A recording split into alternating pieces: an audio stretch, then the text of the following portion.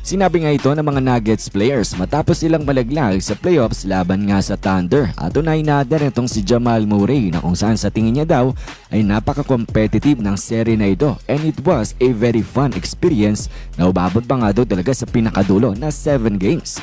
Kaso nga lang daw ay hindi daw nila naibigay ang kanilang best sa huling game na ito.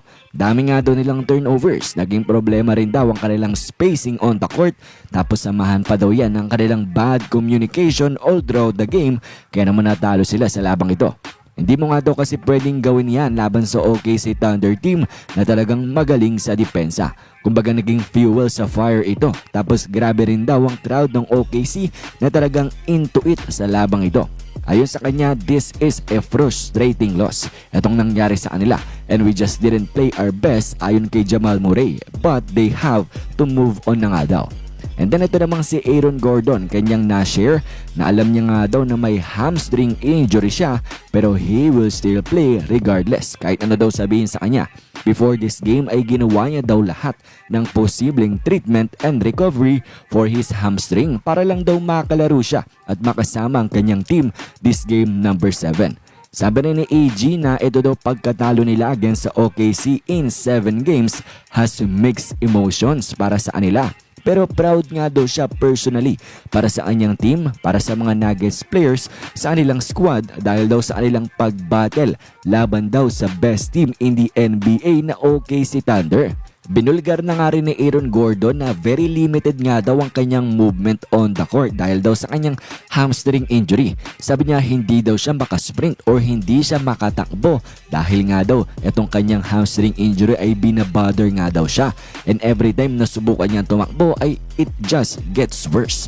At kanya nga rin sinabi sa interview niya na ito na I gave it my all.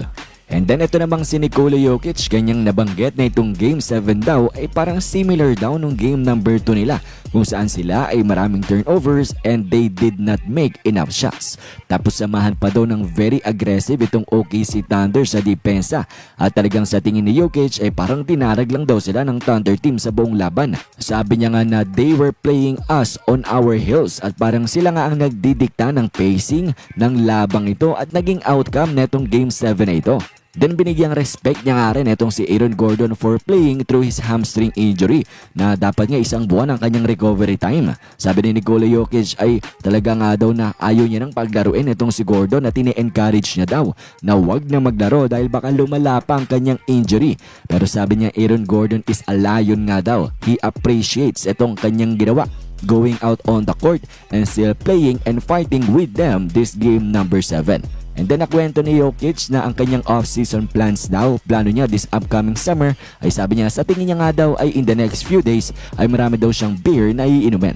At yan ngang nasabi ng mga Nuggets players after nga nilang matalo laban sa OKC Thunder malaglag sa playoffs.